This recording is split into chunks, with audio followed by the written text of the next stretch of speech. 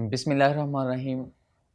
अस्सलामुअलैकुम स्टूडेंट्स, मोहम्मद बिलाल आज़ाद के साथ आज फिर हम केमिस्ट्री का लेक्चर 17 पढ़ेंगे।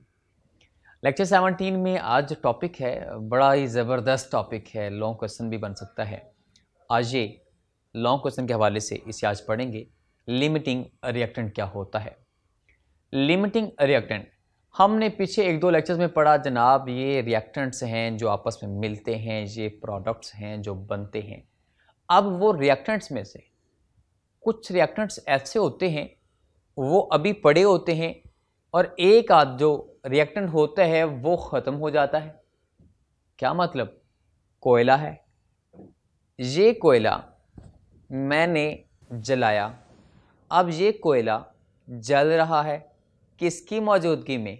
ये जल रहा है बाहर हवा में मौजूद ऑक्सीजन की मौजूदगी में, क्योंकि कोई भी चीज़ ऑक्सीजन की गैर मौजूदगी में नहीं जलती। अब ये शय जल रही है हवा की मतलब ऑक्सीजन की मौजूदगी में। अब ये ख़त्म हो जाएगी, हवा ख़त्म तो नहीं होगी, मतलब उस हवा के अंदर मौजूद ऑक्सीजन ख़त्म तो नहीं होगी। लिहाजा मैं कह सकता हूँ ये कोयला ख़त्म हो गया और वो जो हवा है, ऑक्सीजन है, वो ख़त्म नहीं हुई। ये जो ख़त्म हो गया है ये थोड़ा है, महदूद है, किसकी निस्बत? उस ऑक्सीजन की निस्बत। ये लिमिटेड है, इसी लिमिटेड से बना क्या? Limiting reactant. ऐसा रिएक्टेंट जो जल्दी ख़त्म हो जाता है। जब ये ख़त्म हो जाता है तो प्रोडक्ट बनना बंद हो जाती है। लिहाजा इसकी डेफिनेशन क्या बनी कि द रिएक्टेंट, कौन सा रिएक्टेंट? विच कंज्यूम्स अर्लियर, जो जल्दी ख़त्म हो जाता है, and controls the amount of products. लिहाजा ये प्रोडक्ट्स को कंट्रोल करता है। क्या मतलब? कि जब ये ख़त्म हो जाता है उस वक़्त प्रोडक्ट बनना बंद हो जाती है एंड उस वक़्त फाइनली क्या होता है? रिएक्शन स्टॉप कर जाता है। उसके बाद हमारे पास and the reactant which left behind, वो जो ऑक्सीजन बच गई थी, is called excess reactant. Excess mean अजाफी, उसे हम अजाफी रिएक्टेंट कहते हैं, एक्सेस रिएक्टेंट कहते हैं। लीजिए अब हम एग्जांपल लेते हैं वही कोयले वाली कि जनाब ये कोयला है, इसे मैंने जला दिया। जब मैंने इसे जलाया तो ये ख़त्म हो जाएगा, जबकि ऑक्सीजन ख़त्म नहीं होगी। वो ऑक्सीजन एक्सेस है, वो अजाफी है, जबकि ये थोड़ा है, लिमिटेड है। लिहाजा इसका नाम क्या हुआ? कोयले का नाम क्या हुआ? Limiting reactant. जबकि वो ऑक्सीजन ख़त्म नहीं हुई, वो अजाफी है, तो फिर उसका नाम क्या हुआ? अजाफी एक्सेस रिएक्टेंट। इसके बाद हम एक और एग्जांपल देखते हैं। H2O2 दोनों को मिलाया तो क्या बना? 2H2O, वाटर बना। तो ये हमारे पास 2 मोल है, किसके? हाइड्रोजन के। 1 मोल है किसका? ऑक्सीजन का। तो 2 मोल बने हैं किसके? वाटर के। अच्छा, ये बैलेंस केमिकल इक्वेशन के मुताबिक हमने ये बात की है। मतलब क्या? अगर मैं ग्राम निकालूं, एक हाइड्रोजन का मास कितना होता है? 1, तो H2 का मास कितना हुआ? 2, तो 2 मोल्स का कितना हुआ? एक H2 का मतलब, एक मॉलिक्यूल का मतलब 2 ग्राम। तो इसका मतलब ये हुआ 2 मोल का कितना हुआ? 4 ग्राम। तो ऑक्सीजन का मास कितना होता है? 16। तो O2 का कितना हुआ? 32, क्योंकि O2 है तो 16 को 2 से मल्टीप्लाई कर लें। तो इसका मतलब ये हुआ 4 ग्राम जब 32 ग्राम के साथ मिलते हैं, 4 ग्राम 32 ग्राम के साथ जब मिलते हैं तो उस वक्त ही 36 ग्राम बनते हैं। इधर भी 36, इधर भी 36। ये मैंने अभी बैलेंस्ड केमिकल इक्वेशन लिखी है। क्या मतलब? कि 2 हाइड्रोजन के मोल कहते हैं कि हर हाल में ऑक्सीजन का 1 मोल चाहिए, या इसे उल्टा देखें, ऑक्सीजन का 1 मोल ले लें, हाइड्रोजन का भी 1 मोल ले लें, तो वो कहता है ना जनाब, बैलेंस इक्वेशन के मुताबिक आपको क्या चाहिए? 1 मोल ऑक्सीजन का कहता है कि कम से कम उससे कितने मोल चाहिए? 2 मोल चाहिए। किसके? हाइड्रोजन के। आइए चेक करते हैं। मिसाल लीजिए, ये बैलेंस केमिकल इक्वेशन के मुताबिक वजाहत है आपके सामने। अभी चेक करते हैं। फॉर एग्जांपल मैंने आपको कहा जनाब ये 10 मोल ले लीजिए किसके? हाइड्रोजन के। ये आप 7 मोल ले लीजिए किसके?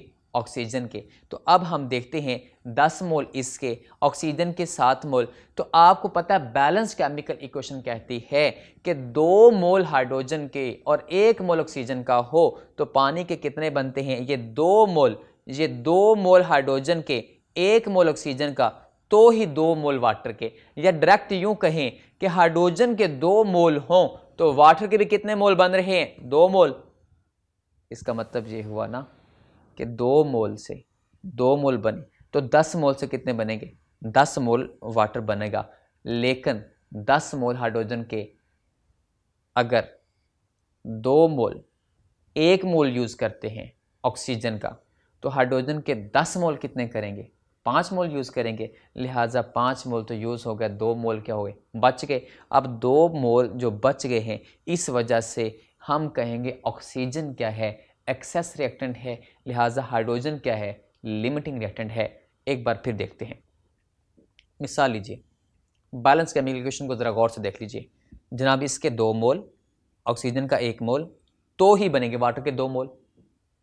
अब ये बैलेंस इक्वेशन कहती है कि लाजिम है अगर मैं आपको दोनों के 2-2 मोल दे दूं, हाइड्रोजन के भी 2 मोल, ऑक्सीजन के भी 2 मोल, तो हाइड्रोजन के 2 मोल ऑक्सीजन का 1 मोल यूज कर लेंगे तो 1 तो पड़ा रहेगा। लिहाजा 2 मोल दिए हाइड्रोजन के, 2 मोल दिए ऑक्सीजन के, तो 2 मोल वाटर के बन गए। लेकिन 2 मोल हाइड्रोजन को सिर्फ 1 मोल ऑक्सीजन का चाहिए। बैलेंस्ड केमिकल इक्वेशन के मुताबिक 1 मोल बच जाएगा।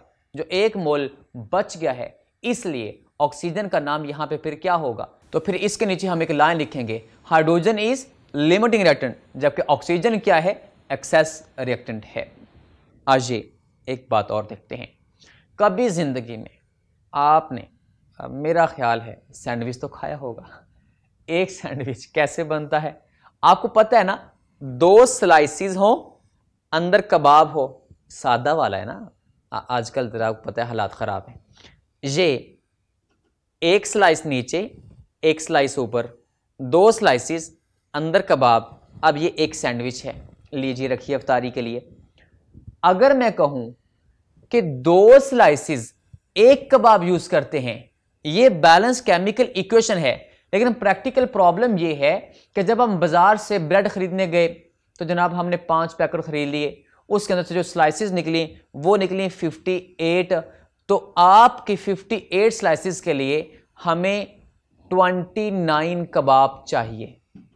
लेकिन कबाब तो आप बना रहे थे घर पे, आपने बना लिए 30 कबाब कहते हैं कि उन्हें कितनी स्लाइसिस चाहिए। ये देखें, 1 कबाब कितनी स्लाइसिस चाहिए, 2। 1 कबाब को 2 स्लाइसिस चाहिए बैलेंस केमिकल इक्वेशन के मुताबिक। तो फिर 30 कबाब को कितनी चाहिए, 60। लेकिन 60 हम नहीं ला सकते, प्रैक्टिकल प्रॉब्लम, आपके पास पैसे ही नहीं है। मतलब अगर 2 स्लाइसिस कम हैं तो इसका मतलब 1 कबाब पड़ा रहेगा। 1 कबाब बच गया है, 29 सैंडविच बन जाएंगे। 1 कबाब बच गया है। अब फिर इसके नीचे फिर आप क्या लिखेंगे, यहां पे स्लाइसिस आर लिमिटिंग रिएक्टेंट, जबकि कबाब क्या है, is excess reactant. Excess mean अजाफी, जो बच जाता है। लिमिटिंग रिएक्टेंट की शनाख्त कैसे करनी है, बड़ा ही इंपॉर्टेंट शॉर्ट क्वेश्चन है, बड़ा ही इंपॉर्टेंट शॉर्ट क्वेश्चन भी है, एज वेल एज इससे आगे जो लॉन्ग क्वेश्चंस हैं, जो न्यूमेरिकल्स हैं, ये एज ए बजाते खुद लॉन्ग क्वेश्चन का हिस्सा भी है। लेकिन जो न्यूमेरिकल्स हैं लिमिटिंग रिएक्टेंट के मुतालिक, वो वहाँ भी आपने इन 3 बातों का ख्याल रखना है कि एक लिमिटिंग रिएक्टेंट की शनाख्त करनी हो तो कैसे करेंगे। मिसाल नंबर 1, मैंने आपसे कहा जनाब 100 ग्राम एक रिएक्टेंट का, 100 ग्राम बी रिएक्टेंट का। अब मैंने 2 चीज़ों के आपको ग्राम दे दिए। मैंने आपसे कहा था हमें मैसेज की समझ नहीं आती, हम जब भी बात करेंगे कहाँ से शुरू करेंगे, मोल से शुरू करेंगे, मोल पे ख़त्म होगी। हमारी बात शुरू कहाँ से होती है, मोल पे। ये पिछले 3 से 4 लेक्चर्स में यही बात बार बार दोहरा रहा हूँ मैं। लिहाजा मैंने आपको मैथ्स दे दिए, आप क्या करेंगे, सबसे पहले इस मैथ्स को कन्वर्ट करेंगे किस में, मोल्स में। ये पहला स्टेप हो गया कि सबसे पहले कैलकुलेट कीजिए number of moles of reactants from given maths. जो मैंने आपको मैथ्स दिया कि 100 ग्राम इसका है, 100 ग्राम इसका है, आप इस मैथ्स से क्या निकाल लीजिए, मोल्स निकाल लीजिए। किसके, रिएक्टेंट्स के।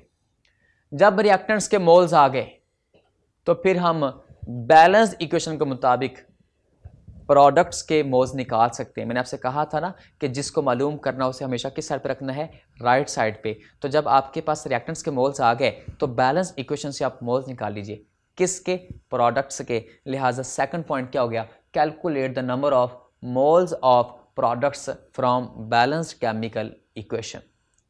जब आपके पास रिएक्टेंट्स के मोल्स भी हैं, प्रोडक्ट्स के मोल्स भी हैं, आपने चेक किया रिएक्टेंट से मोल्स कितने बने प्रोडक्ट्स के। ए एक रिएक्टेंट है, उससे चेक किया प्रोडक्ट कितनी बनती है। बी एक दूसरा रिएक्टेंट है, उससे चेक किया प्रोडक्ट कितनी बनती है। तो जिससे ऐसा रिएक्टेंट जिससे प्रोडक्ट थोड़ी बनती है वो रिएक्टेंट लिमिटिंग रिएक्टेंट होगा। क्यों? क्योंकि वो तो खत्म हो जाएगा उतनी देर में, तो उसके बाद प्रोडक्ट बने ही नहीं। अभी न्यूमेरिकल करेंगे, अभी हम एग्जांपल करते हैं। लिहाजा देखिए तीसरा पॉइंट क्या होगा कि उस रिएक्टेंट की शनाख्त कर लीजिए from which least amount of product is formed, जिससे कम प्रोडक्ट बनती है। वही रिएक्टेंट जिससे प्रोडक्ट कम बनती है is called limiting reactant. Number 1 जो मैथ्स दिया है उससे मोल्स निकाल लीजिए। जब रिएक्टेंट्स के मोल्स आ गए तो नंबर 2 उन मोल्स को ख्याल रखते हुए बैलेंस इक्वेशन के मुताबिक प्रोडक्ट्स के मोल्स निकाल लीजिए। जब प्रोडक्ट्स के मोल्स आ जाएं तो फिर शनाख्त कर लें कि ऐसा रिएक्टेंट जिससे प्रोडक्ट कम बनती है, इसका मतलब वही रिएक्टेंट कौन है, लिमिटिंग रिएक्टेंट है। आइए एग्जांपल करते हैं। एग्जांपल 13 करनी है, बड़ी इंपॉर्टेंट है, लॉन्ग क्वेश्चन है। याद रहे मैंने आपको पिछले भी कुछ लेक्चर्स में बताया कि कुछ अरसा दराज तक हमारे पास लॉन्ग क्वेश्चन न्यूमेरिकल ही आता था फर्स्ट चैप्टर से, लेकिन पिछले साल बोर्ड ने कहा नहीं जनाब इसमें से थ्योरी भी आ सकती है। चैप्टर 3 में से न्यूमेरिकल आया। लिहाजा न्यूमेरिकल और थ्योरी दोनों टाइप से लॉन्ग क्वेश्चन के हवाले से हमने चैप्टर 1 को याद रखना है। एग्जाम्पल 13 करते हैं, ये बजाते खुद एक लॉन्ग क्वेश्चन भी बनते हैं। आज एग्जाम्पल 13 क्या कहता है, कहता है जनाब अमोनिया गैस हम तैयार कर सकते हैं कब, जब अमोनियम क्लोराइड को और कैल्शियम हाइड्रोक्साइड को आपस में मिलाया जाता है। जी ठीक है। उसके बाद कहता है जनाब एक 100 ग्राम दे दिया मैंने दोनों का, अमोनियम क्लोराइड का भी 100 ग्राम, उसके बाद कैल्शियम हाइड्रोक्साइड का भी 100 ग्राम। अब आपको इस जहन में वो बात आई ना कि सवाल वाला हमें अक्सर क्या करता है, मैसेज दे देता है, तो वो पहला स्टेप हम सबसे पहले लगाएंगे। अभी हमारे पास देखते हैं कि 100 ग्राम दोनों का दे दिया है। पूछा क्या है, ये इक्वेशन लिख दी मैंने आपके सामने क्योंकि इतनी बात के लिए इक्वेशन मुकम्मल हो गई है। क्या कि जनाब ये अमोनियम क्लोराइड मिला किसके साथ, कैल्शियम हाइड्रोक्साइड के साथ, और ये देखिए यहाँ पे अमोनिया बन रही है। मैंने बैलेंस केमिकल इक्वेशन आपके सामने लिख दी है। अच्छा ज़रा गौर से देखिए, हमारे पास एक 100 ग्राम दिया किसका, अमोनियम क्लोराइड का, और एक 100 ग्राम दिया किसका, कैल्शियम हाइड्रोक्साइड का। अभी हम देखते हैं कि कितनी अमोनिया बनी है, ये मालूम करना है, और इसके बाद हमने चेक करना है कि वो जो लिमिटिंग रिएक्टेंट है वो तो है ही है, तो जो बच गया है वो कितना बच गया है। आए चेक करते हैं। सबसे पहले चेक करते हैं जनाब अमोनिया कितनी बनेगी। 100 ग्राम दे दिया गया दोनों का, ये बैलेंस केमिकल इक्वेशन लिखी है, और दोनों रिएक्टेंट्स के ऊपर लिखा हुआ है 100 ग्राम। क्या मतलब, वो उसका भी एक 100 ग्राम और उसका भी एक 100 ग्राम। अब हम देखते हैं कि मोलर मास अमोनियम क्लोराइड का। अच्छा मैंने आपसे कहा था कि पहला स्टेप क्या था भला, याद रखना है, नंबर 1 फाइंड करना है क्या, number of moles of reactants from given mass, फिर find the number of moles of products. लिहाजा पहला स्टेप क्या, ये जो मास दिया गया है 100 ग्राम, इसकी हमें समझ नहीं आती, हमारी बात शुरू होती है मोल से। लिहाजा सबसे पहला स्टेप क्या करें, इस मास से मोल्स निकाल लीजिए। नंबर 1 वो आइडेंटिफिकेशन के पॉइंट्स आपके ज़हन में होने चाहिए। मोल्स निकालते हैं जनाब, दोनों का मोलर मास भी हमें पता है। मोलर मास मैंने आपके सामने लिख दिया, वो आपको काफ़ी दफ़ा कई लेक्चर्स में सिखाया है कैसे ड्राइव करते हैं। कैल्शियम का मास आपके लिए थोड़ा सा नया है, पहले 1-2 दफ़ा यूज़ हुआ है, 40 होता है, ये आपने याद रखना है। क्लोरीन का जो होता है 35.5 याद रखना है। लें मास कितना दोनों का, 100 ग्राम। मोलर मास भी दोनों का पता लग गया। आए हम नंबर ऑफ मोल्स निकाल के दोनों के अपने पास रख लेते हैं, क्योंकि मास की बात हमें समझ नहीं आती। आज ये नंबर ऑफ मोल्स फाइंड करते हैं। सबसे पहला सवाल है जनाब अमोनिया निकालनी है, तो अमोनिया निकालने के लिए सबसे पहला हमारा काम क्या है, मोल से बात शुरू करेंगे। मोल्स निकालते हैं जनाब, दोनों के मोल मैंने आपके सामने निकाल दिए हैं। ज़रा चेक करें, अमोनियम क्लोराइड का एक 100 ग्राम दिया गया था, मैंने मोलर मैस पे डिवाइड कर दिया, मोल्स आ गए। हमें कैल्शियम हाइड्रोक्साइड का एक 100 ग्राम दिया गया था, मैंने मोलर मैस पे डिवाइड कर दिया, जनाब मोल्स आ गए। लिहाजा पहला स्टेप हो गया आइडेंटिफिकेशन का कि number of moles of reactants find करने थे, किससे, फ्रॉम द गिवन मैस। अब हम दूसरा स्टेप अप्लाई करते हैं कि बैलेंस केमिकल इक्वेशन का ख्याल रखते हुए प्रोडक्ट्स के मोल्स निकालते हैं, आए निकालते हैं। पहले निकालेंगे जनाब अमोनियम क्लोराइड से निकालते हैं कि कितनी प्रोडक्ट बनेगी, फिर कैल्शियम हाइड्रोक्साइड से निकालते हैं कि कितनी प्रोडक्ट बनती है, दोनों से 1 बाई 1 करके निकालते हैं। आए चेक करते हैं, अमोनियम क्लोराइड और कैल्शियम हाइड्रोक्साइड के जो मोल्स निकले हैं वो पता होने चाहिए कितने हैं। अमोनियम क्लोराइड के मोल्स अभी अभी जो 100 ग्राम, जो हमें सवाल वाले ने कहा था कि एक 100 ग्राम उसके और एक 100 ग्राम उसके, और इसका मतलब ये हुआ 1.87 मोल्स, और कैल्शियम हाइड्रोक्साइड के 1.35 मोल। ये अब आपके ज़हन से नहीं निकलने चाहिए, ये सवाल वाले ने हमें मैथ दिया था, हमने उस मैथ से क्या निकाल लिए, मोल्स निकाल लिए। दूसरा स्टेप अप्लाई करते हैं। लिहाजा ammonium chloride balance chemical equation के मुताबिक 2 मोल हों तो अमोनिया के भी 2 मोल बनते हैं। 2 मोल से 2 मोल बने तो 1 मोल से 1 मोल बनेगा। तो असल में अमोनियम क्लोराइड के सवाल वाले ने जो 100 ग्राम दिया था उसमें मोल्स हैं कितने, जो हमें दिया गया है एक 100 ग्राम, इसमें मोल्स हैं कितने, वो अभी अभी बताया 1.87। तो अगर 1 मोल से 1 मोल बनता है, 2 मोल से 2 मोल बनते हैं, तो 1.87 से कितने मोल्स बनेंगे अमोनिया के, 1.87 ही बनेंगे। लिहाजा हमने चेक कर लिया कि अमोनियम क्लोराइड से प्रोडक्ट कितनी बनेगी। अब चेक करते हैं कैल्शियम हाइड्रोक्साइड से कितनी बनेगी। कैल्शियम हाइड्रोक्साइड से कंपेयर किया, बैलेंस केमिकल इक्वेशन के मुताबिक 1 मोल से 2 मोल बनते हैं, तो 1.35 मोल, वो जो सवाल वाले ने दिया था मैथ, उसके अंदर मोल्स थे कितने, अभी अभी निकाल के आए थे पीछे 1.35। अच्छा, अगर बैलेंस केमिकल इक्वेशन कहती है कि 1 मोल से 2 मोल अमोनिया के बनेंगे, तो 1.35 मोल से कितने बनेंगे, उस 1.35 को 2 से क्या कर दीजिए, मल्टीप्लाई कर दीजिए, तो जवाब आ गया 2.70। लिहाजा अमोनियम क्लोराइड से चेक किया अमोनिया कितनी बनती है, उसके बाद हमने कैल्शियम हाइड्रोक्साइड से चेक किया अमोनिया कितनी बनती है। चेक करें जरा दोनों का जवाब। 1.87 मोल थे किसके, अमोनियम क्लोराइड के, उससे अमोनिया बनती थी, कितनी बनती थी, 1.87 मोल थी। उसके बाद 1.35 मोल से किसके, कैल्शियम हाइड्रोक्साइड से, उससे कितनी प्रोडक्ट बनती थी अमोनिया के, 2.70 मोल। अब इसमें से देखें थोड़ा कौन है, मैंने कहा था तीसरा पॉइंट कि फ्रॉम विच ऐसा reactant from which least amount of product is formed, जिससे कम प्रोडक्ट बनेगी, वो तो उतनी देर में खत्म हो जाएगा, तो वही क्या हुआ, लिमिटिंग रिएक्टेंट। तो अजाफी वाले जो अमोनिया आपने कहा है वो बनेगी नहीं। ये जो नीचे वाला लिखा हुआ है 2.70, ये बनेगी ही नहीं। क्यों, क्योंकि कम वाला मतलब जो ये अमोनियम क्लोराइड से प्रोडक्ट कम बन रही है, तो इसका एक 100 ग्राम मतलब वो जो हमारे पास मोल्स हैं 1.87, वो हमें सवाल वाले ने कहा था जनाब ये एक 100 ग्राम इसका है, एक 100 ग्राम उसका है, दोनों के 100 ग्राम दे दिए, हमने दोनों के मोल्स निकाले, दोनों के मोल से ये चेक किया कि प्रोडक्ट कितनी बनती है, ये सामने लिखी हुई है। तो दोनों के मोल से जब चेक किया तो जिससे प्रोडक्ट कम बनती है वो वाला 1.87 अमोनियम क्लोराइड के, वो तो खत्म हो गया।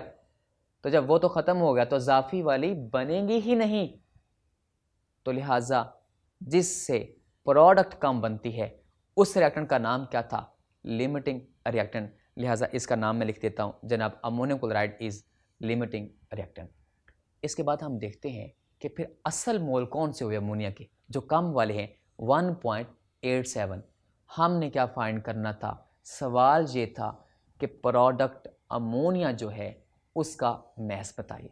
हमने क्या किया, एक शय से निकाला मैस, मोल्स निकाले, फिर दूसरी शय से मोल्स निकाले, जो कम हैं वो हमने रख लिए हैं। अब इस मोल से हम उसे मैस निकाल के बता देते हैं। बात मोल से शुरू की, मोल पे ख़त्म की, अब हम इसको जिस हालत में मर्जी तब्दील कर सकते हैं। तो वही फार्मूला हमेशा की तरह, नंबर ऑफ़ मोल्स बराबर किसके होते हैं, मैस ओवर मोलर मैस। तो अगर मैस निकालना हो तो क्या करेंगे कि नंबर ऑफ़ मोल्स को मल्टीप्लाई कर दें, किससे, मोलर मैस से। तो मोलर मैस अमोनिया का कितना होता है, नाइट्रोजन का कितना होता है, 14, 14, एक एच का एक, तो 3 एच का 3, तो 14 और 3 कितना हुआ 17 ग्राम पर मोल मोलर मैस होता है। तो मोल्स अभी थोड़ी देर पहले निकाले थे, अभी हमने बैलेंस केमिकल कैलकुलेशन से निकाल के आए हैं। तो लिहाजा मोल्स को मोलर मैस के साथ मल्टीप्लाई किया, अमोनिया का मैस आ गया है 31.79 ग्राम।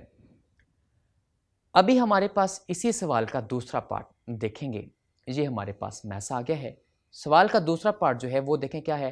कहता है जनाब जो बच गया है, खत्म कौन हुआ, अभी चेक किया था हमने, अमोनियम क्लोराइड खत्म हो गया, तो बचा कौन, कैल्शियम हाइड्रोक्साइड। ये बच गया है। अच्छा कितना बच गया है ये उसने पूछा। ये हम पता कैसे बता सकते हैं, हम ऐसे बता सकते हैं कि आप हमें बता दें कि यूज कितना हो गया, तो हम बता देंगे बाकी कितना बच गया। यूज कितना हो गया ये हम निकाल सकते हैं। कैसे कि वो जो अमोनियम क्लोराइड जो खत्म हो गया था, लिमिटिंग रिएक्टेंट वो खत्म हो गया, हम चेक करते हैं जनाब वो कितने मोल्स कैल्शियम हाइड्रोक्साइड के साथ ले गया है, साथ यूज कर गया। तो जो वो यूज कर गया है तो हम वहां से चेक कर लेंगे बाकी कितने बच गए हैं। तो आए अब मालूम क्या करना है, कैल्शियम हाइड्रोक्साइड तो किस साइड पे लिखेंगे, याद आया राइट साइड पे। देखें पिछले 3 से 4 लेक्चर में यही बात चल रही है, जो मालूम करना है राइट साइड पे, जो दिया गया है उससे लेफ्ट साइड पे। अमोनियम क्लोराइड हमारे पास है, ये खत्म हो गया। कैल्शियम हाइड्रोक्साइड के बारे में मालूम करना है, कैल्शियम हाइड्रोक्साइड को राइट साइड पे लिख लेते हैं। आए मैंने लिख दिया। तो बैलेंस केमिकल कैलकुलेशन के मुताबिक इसके 2 मोल हों तो इसका 1 मोल बनता है, तो 1 से कितना बनेगा, हाफ। तो अच्छा अमोनियम क्लोराइड के मोल थे कितने, वो जो खत्म हो गए थे 1.87, तो उससे कितने बनेंगे हमारे पास, उस 1.2 को, उस 1/2 को मल्टीप्लाई कर लीजिए किससे, उस मोल से। तो जवाब आ गया हमारे पास, ये मोल्स आए 0.935 मोल्स। ये कौन से मोल्स हैं कैल्शियम हाइड्रोक्साइड के भला, जो यूज़ हो गए हैं। लिहाजा टोटल में से यूज़ को माइनस कर दीजिए तो हमारे पास बाकी मोल्स आ जाएंगे 0.415 मोल्स। ये कौन से मोल्स हैं जो बाकी बच गए हैं। तो आइए देखते हैं जनाब, ये मोल्स जो बाकी बच गए हैं हम इसे मैस में भी कन्वर्ट कर सकते हैं। हमेशा की तरह बात हमेशा मोल में ही आती है, तो हम इसे मैस में कन्वर्ट कर सकते हैं। वही फार्मूला कि नंबर ऑफ़ मोल्स को मल्टीप्लाई कर दें किससे, मोलर मैस से। तो लीजिए हमारे पास मैस आ गया, ये वो मैस है कैल्शियम हाइड्रोक्साइड का जो बच गया है 30.71 ग्राम, ये मैस बच गया है। लिहाजा ये इसका दूसरा पार्ट था। आज अभी हमने एक और भी बात कर सकते हैं, ये वैसे ही आपके इन्फॉर्मेशन के लिए लिखी है कि जनाब इसका मतलब ये हुआ कि 69.3 ग्राम यूज़ हो गया है। जो क्वेश्चंस आज हमने पढ़े हैं, कौन कौन से पढ़े हैं भला। शुरू में हमने देखा सबसे पहले लिमिटिंग रिएक्टेंट क्या है, नॉन लिमिटिंग रिएक्टेंट क्या है, उसकी एग्जांपल्स याद रखनी है आपने। फिर आपने देखना है how a limiting reactant can be identified, वो ये जो 3 पॉइंट थे। उसके बाद आपने ख्याल रखना है एक्सरसाइज का क्वेश्चन नंबर 23 का पार्ट बी, वो भी लिमिटिंग रिएक्टेंट के मुतालिक है। इसके बाद आपने ख्याल रखना है एक्सरसाइज का क्वेश्चन नंबर 25 का पार्ट सी, वो कहता है जनाब हमारे सराउंडिंग में कोई ऐसी एग्जाम्पल है लिमिटिंग रिएक्टेंट की। आप कहेंगे जी है, वो बर्निंग प्रोसेस मैंने आपको बताया था। उसके बाद हमारे पास एग्जाम्पल 13 हमने हल की है। और इसके अलावा एक और सवाल आपने यहाँ रखना है कि concept of limiting reactant apply नहीं होता रिवर्सिबल रिएक्शन पे। आप इसमें सबसे पहले डेफिनेशन लिखेंगे लिमिटिंग रिएक्टेंट की, फिर डेफिनेशन लिखेंगे किसकी, रिवर्सिबल रिएक्शन की। कि reversible reactions are those reactions which take place from reactants to products and products to reactants. लिहाजा जिसमें प्रोडक्ट्स भी रिएक्टेंट्स में कन्वर्ट हो जाएं तो रिएक्टेंट तो ख़त्म नहीं होगा ना। सो लिमिटिंग रिएक्टेंट तो वो है जो ख़त्म हो जाता है, रिएक्शन स्टॉप हो जाता है। लिहाजा रिवर्सिबल रिएक्शन के ऊपर लिमिटिंग रिएक्टेंट का कंसेप्ट अप्लाई नहीं कर सकते। इसके साथ वही जुमला हमेशा की तरह, अपना ख्याल रखिए, एस्पायर की क्लासेस को एंजॉय करते रहिए। अल्लाह हाफिज़, थैंक यू।